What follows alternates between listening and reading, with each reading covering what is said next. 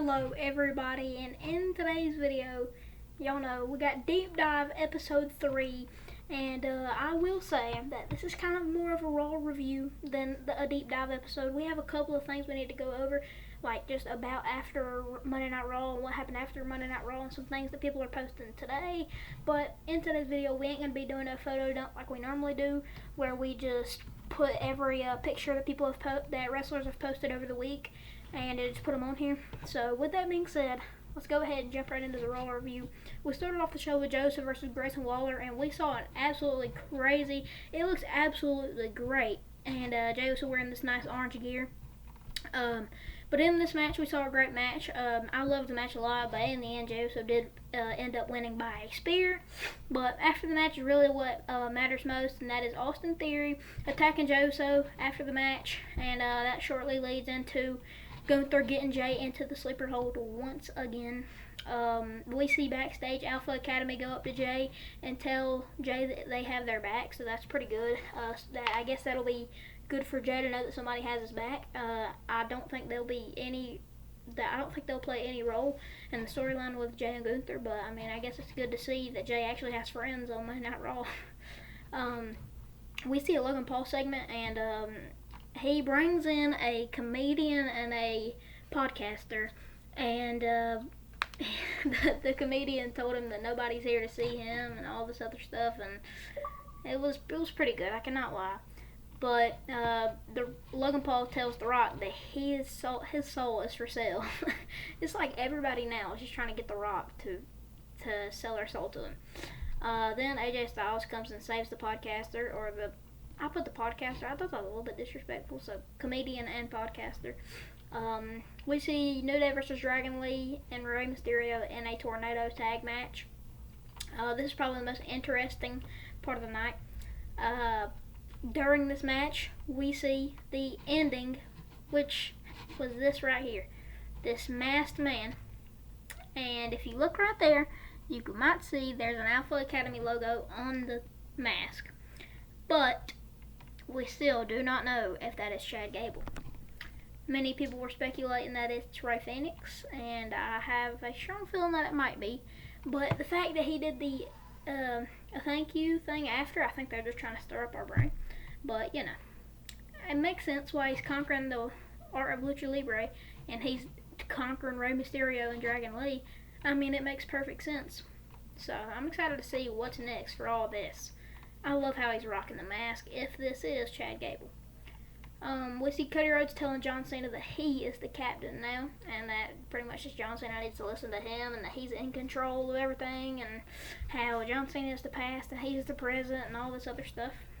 Pretty good promo. Cody's been putting on absolutely banger promos the past couple of weeks. We saw one of his greatest promos on Friday Night SmackDown, in my opinion. Probably the best promo I've ever seen from him, besides the one with him and Roman Reigns, where Roman was pointing at the titles, and he was like, have you ever won this one? Have you ever competed for that one? That one was great, but yeah, great promo there. We saw a pretty random match. We saw Raquel Rodriguez defeat Bayley, which I thought there was no shot. I thought Bayley was for sure beating her, especially after Elimination Chamber. Bayley needed to get that momentum back. But looks like they're trying to push Raquel Rodriguez, but I'm just not understanding something. I don't understand why you're pushing somebody that is a champion already. I feel like Bayley needed to be pushed here, but I mean, it is what it is. We see Chad Gable proving that the masked man wasn't him. We see the masked man that attacked Ray getting pulled out of the building. And I saw Wrestling Days talk about how maybe Chad Gable paid somebody. Maybe it's Rey Fenix. Maybe we know it ain't Aleister Black, because I think he has tattoos on his hands. And I know, and he had the same little peach fuzz down here that Chad Gable had. I might do a full video on this, but yeah, you know what, matter of fact, let's go right here, let's look at Rey Fenix, and let's see if we can solve the resemblance here. Let's see if we can see the resemblance. Okay, he has some peach fuzz. I actually did not know that. Okay, so we're just gonna go to this picture right here. Looky here. If we go into this picture, do these people look the same? Do these two people match up? I mean, you see the face there. I don't know, man. I don't know. That might be the same person. I think we just saw Is he that same skin tone? He is that same skin tone. Man, I think we might have just saw Rey Fenix in WWE, man. Now, obviously, we've been reading all the stuff about how Rey Fenix is supposed to be coming to WWE after WrestleMania, so Penta can get his solo moment for now. But looks like we already got him. I think that's really Rey Fenix. Obviously, WWE might be just trying to shake us up by proving that it wasn't Chad Gable, but he's in the black suit and everything. Black suit. Wow, that is textbook, bro. If they set that up and that's Rey Fenix, but I will say, the person who was getting escorted out of the building looked like that they weren't a superstar. They didn't look like they fitted the part, so I don't know. I'm really shook up. I don't even know what is happening there. But if WWE posted this this was on Google whenever I looked for the pictures, and it says a masked Chad Gable helps the New Day defeat the LWO, so they're saying that it was Chad Gable. And obviously we know it's American made right there. Wait, that's a very clear picture. That's a very clear picture. I think that is Rey Fenix. Because, like, Chad Gable's face, or Chad Gable's eyes don't look like that. Guys, I hate to say it, but I think we just saw Rey Fenix in WWE. Because Chad Gable does not have that right there. And, oh, wow. Okay, so I think it's Rey Fenix. I'm going to go ahead and go on my long shot, say it's Rey Fenix. Then we see Io Sky celebrate her victory against Rhea Ripley last week, and she comes out, and then we get Bianca and Rhea coming out, and they just get all up in each other's face. Rhea saying that Bianca was just using Jade and Naomi for clout and all this other stuff, and I mean, it was crazy, but in the end, we saw Io Sky smack both of them and just leave. Like, she's crazy. She's actually crazy. I wasn't expecting this. I thought it was a bit weird. She just smacked them both, and I would have thought that Rhea would have attacked her whenever she went to smack Bianca, but I mean, it is what it is. My favorite part of the night, Rollins versus CM Punk. This might have been a contender for best match of 2025 so far. I feel like this match right here could have been better than Cody versus Kevin at the Rumble. But because of the ending, y'all know Roman Reigns is my GOAT. He's my favorite of all time. I'm still going to say that it wasn't better than that Royal Rumble match. The pace was way better, but I just don't think it could top that. But obviously we saw a great match. But in the end, we saw Roman Reigns come back, which I thought was epic. And we saw Rollins not take the little chair or little stairs spot there. He just went to the barricade. I thought that was a bit weird. But the main part of this was we saw Paul Heyman shielding Punk. And pretty much just, I guess shielding him is the right word to use, but I'm just so confused on what the favorite's going to be. Now, before we saw the schedule of John Cena, I thought, I'm going to lay down my theory here that I had before we saw John Cena's schedule. As we know, on the last video of the deep dive, we got into John Cena's schedule and when he's going to be at WWE. As we know, he's going to be on Raw next week. But I thought, my theory before we saw that schedule was that John Cena was going to beat Cody Rhodes at Mania and run off with the title, run into Hollywood with the title, and CM Punk's favor was going to be to bring John Cena back, and they would have faced somewhere, and I thought they were going to face at Money in the Bank. So that was my theory, because we would have been able to run that 2011 banger back, but I don't think it'll happen now that we're seeing John Cena come back for Saturday night's main event, and a lot of Monday Night Raws and SmackDowns after that. But absolutely incredible match. I loved it. It was very fast paced, and we even saw Triple H blur out a couple birds there. I don't know why he blurred them out, because now we're on Netflix. They can do whatever they need, but he couldn't blur out one of them. And he mouthed it too.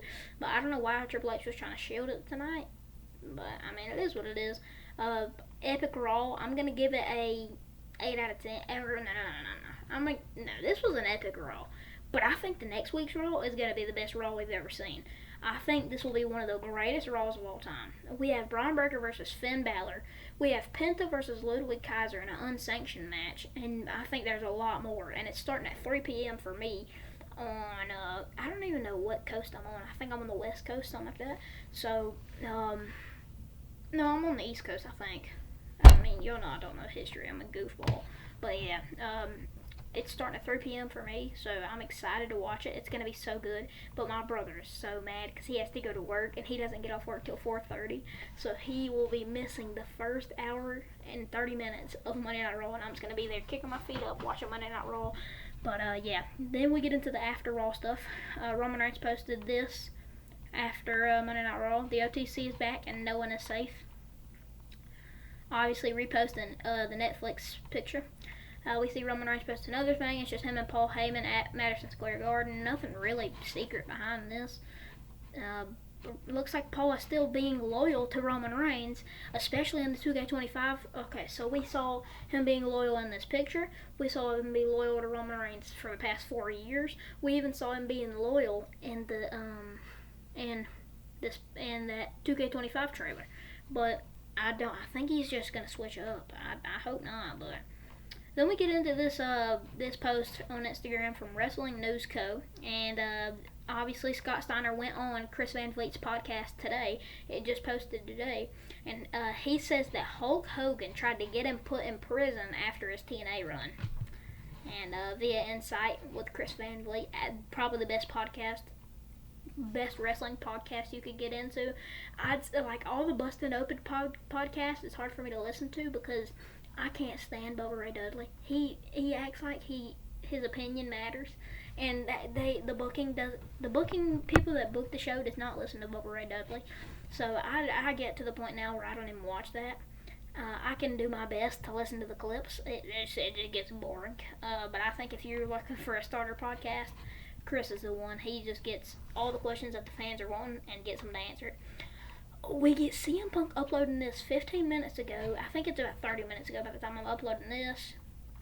And it shows him and Sheamus. As we know, Sheamus has a workout channel, and that's called the Celtic Warrior Workouts. And I love that. Like, personally, when I'm working out, sometimes I even put this on my TV while I'm working out. So I absolutely love it. It's great just to see how these wrestlers got into wrestling and how they stay motivated and how they work out in their personal life. It is absolutely awesome to me. But we see him here, and we see CM Punk in the background. And I don't know when they're doing that because it looks like they got some Raw in the background or something like that. But the only reason I thought this was Celtic Warrior Workouts was because there was a cameraman right there. That is it, man. That felt like such a weird episode there because we just saw so much great stuff. I mean, it was an awesome Monday Night Raw. I loved every second of it. I think that this might have been one of the greatest Monday Night Raws we've seen in a hot minute. I loved it so much. I loved Jay winning. I absolutely loved Gunther putting him in a sleeper hold again. I think they're building it up too much. I think Jay needs to get back a couple of times, but I'm thinking that they're just gonna keep letting Gunther do this, and then at Mania he's gonna dethrone Gunther. But I don't know if they'll do that because we know Gunther got dethroned last year at WrestleMania 40, and I don't know if they'll let him lose 2 years in a row. So I'm starting to have doubt, but I'm gonna believe in the Yeet Man himself. I don't even know if y'all can see that, but I mean, there's a Yeet shirt over there. I was gonna put it on for this video, but you know, it is what it is. If this video gets 10 likes, I'll wear a referee shirt in my next deep dive video, in my next deep dive episode. So y'all have potential to make a deep dive episode 4 with Cameron in a referee shirt. Y'all have the potential. But with that being said, I really hope y'all enjoyed this episode of Deep Dive, and I really enjoy this series. I've said it every single time I do this, but I enjoy it a lot. But I hope y'all enjoyed it as much as I did, and I'll see y'all boys in the next one. Deuces.